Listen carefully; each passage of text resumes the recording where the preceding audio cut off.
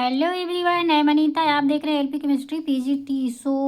हम लोग पढ़ रहे हैं कार्बोहाइड्रेट एंड आज स्टार्ट करेंगे माल्टोज। वैसे कार्बोहाइड्रेट में काफ़ी चीज़ें पढ़ चुके हैं। जो लोग न्यू हैं वो देख सकते हैं। जैसे जैसे पढ़ाए हैं वो सब बहुत ही इम्पॉर्टेंट है, ठीक है। यदि किसी भी पेपर के बेस पे देखा जाए पीजीटी वगैरह, सो बहुत ही इम्पॉर्टेंट है। आप पढ़ के उसके बाद प्रीवियस ईयर क्वेश्चन सॉल्व करिए, देखिए सारा लगभग मिलेगा ही सारा का सारा, ठीक है। बहुत ही इम्पॉर्टेंट है। मैंने वही पढ़ा रहे हैं उसमें कि जो प्रीवियस ईयर में आ रहा है क्वेश्चन वही सब पढ़ा रहे हैं, इससे जो क्वेश्चन बन रहे हैं, ठीक। और साथ ही साथ ये हमारा है बीएससी सेकंड सेमेस्टर का सिलेबस, तो वो लोग भी इसमें देख सकते हैं। और ये पूरा उसी बुक से ही पढ़ा ही रहे हैं, ठीक।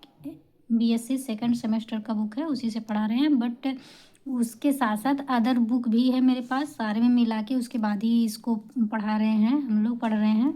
जो इम्पॉर्टेंट है, जितना पढ़ना चाहिए पेपर के बेस पे उतना ही पढ़ रहे हैं, ठीक।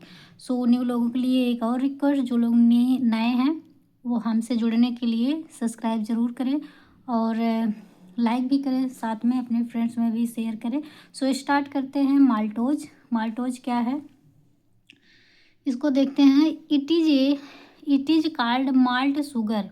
मतलब ये जो माल्टोज है इसे हम माल्ट शुगर भी बोलते हैं, ठीक। And is obtain from starch. ये कहाँ मिलता है? ये स्टार्च से मिलता है। स्टार्च को हिंदी में मंड बोलते हैं, जिससे कि गाढ़ टाइप का जो रहेगा। जैसे हमारा होता है आलू, पटेटो जो होता है वो एक स्टार्च है। तो ये बोल रहा है जो माल्टोज होता है ये स्टार्च से मिलता है, जैसे कि हम बोल सकते हैं आलू से, ठीक। आगे है in this 2 alpha D glucose units. मतलब जो माल्टोज है ये माल्टोज किससे बनता है? 2 अल्फा ग्लूकोज यूनिट से मिलकर बनता है, ठीक है। जैसे इसके पहले हम लोग पढ़े हैं सुक्रोज। सुक्रोज में किस किस चीज़ से मिलके बनता है? वो बनता है ग्लूकोज एंड फ्रुक्टोज से मिलके। तो ऐसे माल्टोज भी है। माल्टोज हमारा जो बनता है किस किस से मिलके बनता है? ग्लूकोज के 2 यूनिट से मिलके बनता है। मतलब कि अगर हम माल्टोज का हाइड्रोलिसिस करते हैं तो alpha D glucose plus alpha D glucose, मतलब 2 डी ग्लूकोज प्राप्त होते हैं, ठीक है। फिर ये क्या कह रहा है? Units are linked through alpha linkage और अल्फ़ा 1,4 ग्लाइकोसिडिक लिंकेज। मतलब जहाँ पे ये लिंक होता है उसे हम अल्फ़ा लिंकेज या फिर अल्फ़ा 1,4 ग्लाइकोसिडिक लिंकेज भी बोलते हैं। और ये लिंकेज कहाँ होता है? किसके बीच? बिटवीन किसके बीच होता है? C1 of 1 glucose unit. C1 glucose का, जैसे 2 ग्लूकोज बन रहे हैं, अभी बोले हैं कि माल्टोज जो है 2 ग्लूकोज यूनिट से मिलकर बनता है, ठीक। तो क्या होता है? तो एक ग्लूकोज जो रहता है उसका C1 कार्बन यूज होता है, ठीक। एंड जो सेकेंड ग्लूकोज होता है उसका C4 कार्बन से ये दोनों लिंक होते हैं, मतलब जुड़ते हैं। C1 एंड C4 कार्बन एक दूसरे से लिंक होके हमारा क्या बनता है? माल्टोज, ठीक। C4 of second glucose unit, okay. मतलब कि एक यूनिट का C1 कार्बन यूज होता है, दूसरे ग्लूकोज का C4 कार्बन यूज होता है। दोनों का एक अभी स्ट्रक्चर जो है पूरा कैसे बन रहा है उसको दिखाएंगे, उसमें और अच्छे से समझ आएगा, ठीक। जितना समझा रहे हैं उतना समझते चलिए। तो ये हो गया, आगे देखते हैं। In maltose C1 of second glucose unit is hemiacetal. मतलब कि जो माल्टोज होता है उसका C1 कार्बन जो होता है, C1 कार्बन सेकेंड ग्लूकोज का C1 carbon is hemiacetal. मतलब वो C1 कार्बन हेमी एसिटल होता है, मतलब कि एल्डिहाइडिक ग्रुप होता है, ठीक है। जो C1 कार्बन होता है वो एल्डिहाइडिक ग्रुप होता है, इसे हम हेमी एसिटल या फिर एल्डिहाइडिक ग्रुप बोलते हैं। एल्डिहाइडिक ग्रुप का कार्बन होता है, ठीक। फिर क्या है? दस कैन गिव एल्डिहाइडिक रिएक्शन। तो वो क्या होता है? गिव मतलब देता है एल्डिहाइडिक रिएक्शन, तो इस वजह से वो एल्डिहाइडिक रिएक्शन देता है, ठीक। माल्टोज इज ये रिड्यूसिंग शुगर। ये चीज़ बहुत ही इम्पोर्टेंट है। ये क्या कह रहा है कि माल्टोज जो है एक रिड्यूसिंग शुगर है और and can reduce Fehling and Tollens solution. ये पॉइंट इसमें इस पे बहुत ही क्वेश्चन बनते हैं पीजीटी में भी, और मतलब कोई भी पीजीटी हो, ठीक है। जैसे KVS, EMRS and UP PGT, यही सारा सिलेबस सेम ही है इन सब में, ठीक है।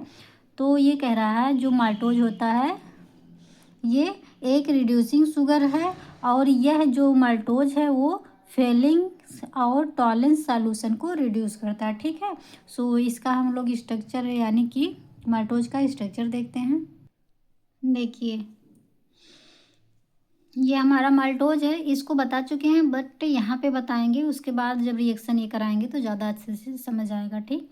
तो जो हमारा माल्टोज रहता है, जैसे ये माल्टोज है, उसका जब हम हाइड्रोलिसिस करते हैं, हाइड्रोलिसिस ये कहलाता है ना जिसका हम H2O के साथ रिएक्शन करवाते हैं, वही हमारा हाइड्रोलिसिस होता है, ठीक।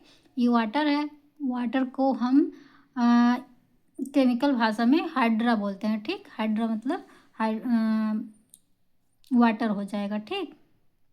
वैसे एक्वा भी बोलते हैं, एक्वा और हाइड्रा दोनों एक ही है, ठीक। फिर माल्टोज जो है, माल्टोज का हम हाइड्रोलिसिस करते हैं तो क्या बनता है, alpha D glucose, and second जो रहता है वो भी अल्फ़ा डी ग्लूकोज बनता है, मतलब 2 मोल अल्फ़ा डी ग्लूकोज के बनते हैं, ठीक।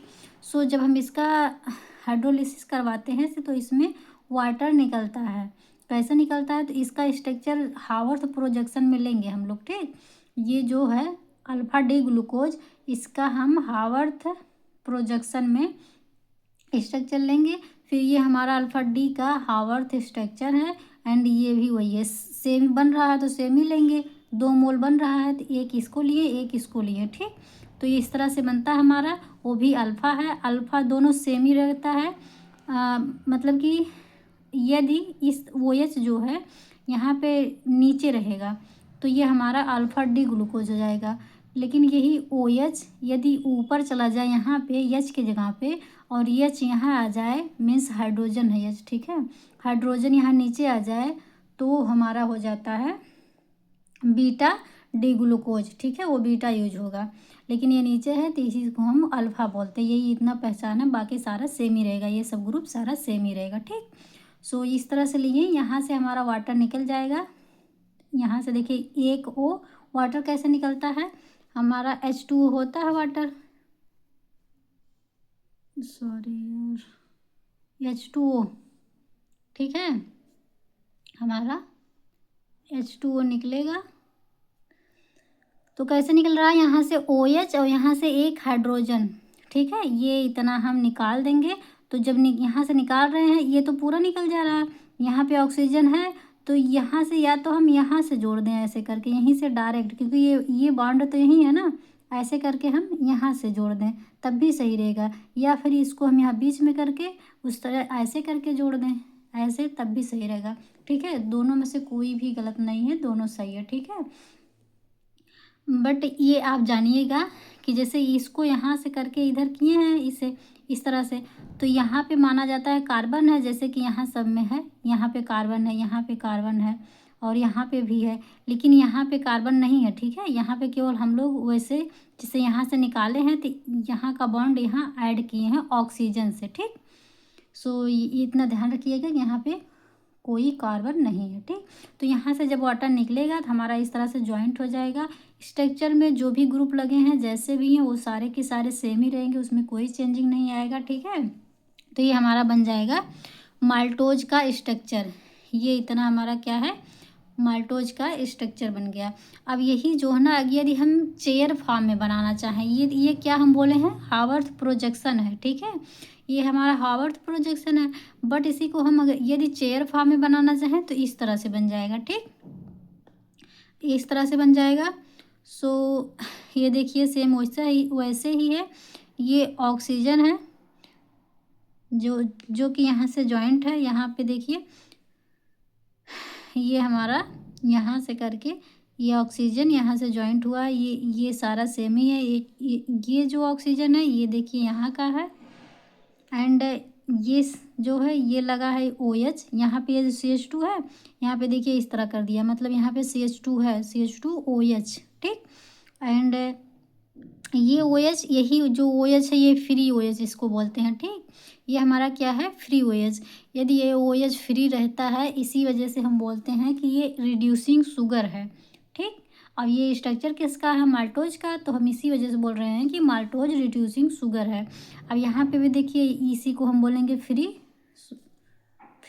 OH। ठीक है, ये पूरा देखिए, हाँ ये देखिए, और फिर जैसे ये है सेम उसको ऐसे ही रिप्रेजेंट कर देंगे। ठीक, और रही बात ये OH इक्वेटोरियल और एक्सियल लगाने के लिए कैसे लगा, इसको कैसे पहचानेंगे, तो कुछ नहीं करना, इसमें ये जो नीचे है उसे नीचे कर देंगे। जैसे ये देखिए, ये इसका एक का हम बता रहे हैं, इसका जान लीजिए, तो ये वाला ले रहे हैं। ठीक, ये सो इसका देखिए, जैसे ऑक्सीजन है तो यहाँ पे ऑक्सीजन है, जस्ट वैसे रख दिए। फिर यहाँ पे आए, ये कार्बन जो है हमारा, ये वाला कार्बन, तो यहाँ पे कार्बन पे देखिए, ये कार्बन जो है CH2, ये CH2 हमारा यहाँ पे हो गया CH2, एंड OH जो है इसमें हम बॉन्ड फॉर्म कर दिए, बॉन्ड दिखा दिए। यदि ऐसे लिखना चाहेंगे केवल CH2OH तब भी कोई दिक्कत नहीं है। ठीक, लेकिन ऐसे इसमें लिखा ही जाता है। ठीक, उसके बाद इसको लिखें इस कार्बन का, फिर आ गए यहाँ पे इस कार्बन पे, नेक्स्ट कार्बन पे, मतलब इस नेक्स्ट कार्बन पे आ गए। ठीक, तो यहाँ पे देखिए OH नीचे की तरफ है, तो हम इसे यहाँ पे नीचे की तरफ लगा देंगे। ठीक, नीचे तरफ लगाएं, लेकिन ये चेयर फॉर्म जो रहता है यहाँ के, जब इधर नीचे की तरफ रहता है बांड, तो उसे हम इक्वाटोरियल बांड बोलते हैं। ठीक, तो हमारा यहाँ का नीचे था तो हम नीचे लगाएं, तब ये चेयर फॉर्म में हो गया हमारा इक्वाटोरियल बॉन्ड। फिर नेक्स्ट कार्बन पे आएंगे यहाँ पे, यानी कि यहाँ इसमें यहाँ आ गए, इसमें यहाँ पे, तो यहाँ पे देखिए, यहाँ पे थोड़ा सा ये ऊपर है ना, देखिए इस तरह से ये बना है ऐसे, और ये ऊपर भी है, तो हम इस कार्बन पे इस OH को ऊपर की तरफ कर दिए। ठीक, इस तरह से नहीं किए हैं, ऐसे करके फिर ऊपर जा रहा है, फिर यहाँ पे OH लिखे हैं। अब देखिए, ये भी जो इस तरह से जा रहा है, इस बॉन्ड को हम इक्वाटोरियल ही कहते हैं। ठीक, इसको भी इक्वाटोरियल कहते हैं।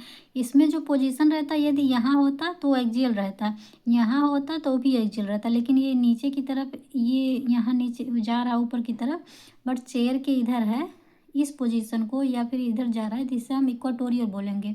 यदि यही चीज़ अगर ऊपर होता है, इस तरह से होता है, तो उसे हम एक्सियल बोलते हैं। सो हम इस कार्बन का देख रहे हैं यहाँ पे, फिर नेक्स्ट कार्बन का आ गए हैं, देखेंगे ये चीज़, और यहाँ पे, तो यहाँ पे देखिए ये नीचे है, तो इसे भी हम नीचे बना रहे हैं। ठीक, बट ये हमारा क्या है, इसमें भी नीचे बन गया। ठीक, ये हमारा हो जाएगा नीचे है, तो ये भी नीचे। फिर यहाँ से आ जाएंगे नेक्स्ट कार्बन पे, यहाँ पे, तो यहाँ पे देखिए इसमें बोले भी थे, तो इसको चाहे तो हम इस तरह डायरेक्ट जोड़ सकते हैं, या फिर इस तरह से भी जोड़ सकते हैं। ठीक, कोई गलत नहीं होगा, बट हम इसको हम यहाँ पे देखिए इस तरह से जोड़ दिए हैं।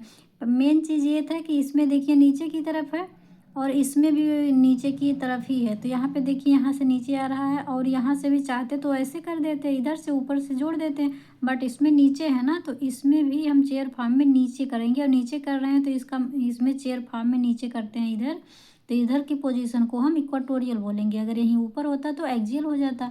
सो ये हो गया हमारा। अब ऐसे सारा भी हो जाएगा, जैसे कि ये देखिए, तो ये ऊपर है तो यहाँ पे ऊपर हो गया है, सेम वैसे ही यहाँ पे नीचे है तो यहाँ पे नीचे हो गया, यहाँ पे देखिए इधर नीचे है तो इधर भी नीचे हो गया। ठीक, अब ये नीचे है तो इसे हम एक्सियल बोलते हैं। इसके बाद हमारा आ गया है ऑक्सीजन, जैसे कि इसमें भी आ गया ऑक्सीजन। ठीक, तो ये हमारा टोटल क्या बना है, माल्टोज का स्ट्रक्चर। ठीक है, ये हमारा बन गया है माल्टोज का स्ट्रक्चर। आई होप आप लोग को समझ आया है। स्क्रीनशॉट इसका लेना चाहें तो ले सकते हैं, और इसमें याद करने का जो समरी टाइप है, या फिर इसे बोल सकते हैं इम्पॉर्टेंट पॉइंट, ये इतना आपको इसमें ज़रूर याद रखना चाहिए कि क्या है कि माल्टोज रिड्यूसिंग शुगर है।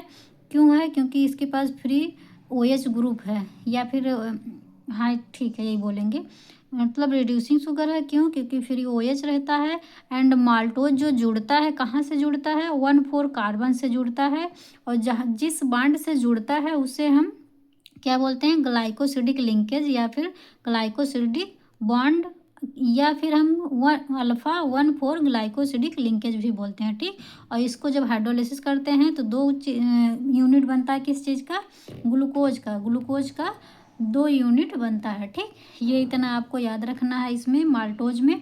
बाकी इससे ज़्यादा और नहीं कुछ पूछता, पीजीटी में इतना लगभग इतना ही पूछता है, ठीक। सो और भी क्वेश्चन है, उसे अभी बाद में करेंगे हम लोग, लास्ट में क्वेश्चन के अकॉर्डिंग किया जाएगा उसको, ठीक। सो आज के लिए इतना ही देखेंगे, बट एक रिक्वेस्ट और है, जो न्यू है हमसे जुड़ने के लिए लाइक सब्सक्राइब ज़रूर करें और शेयर भी करें। सो आज के लिए इतना ही, मिलते हैं नेक्स्ट वीडियो में, तब तक के लिए बाय बाय।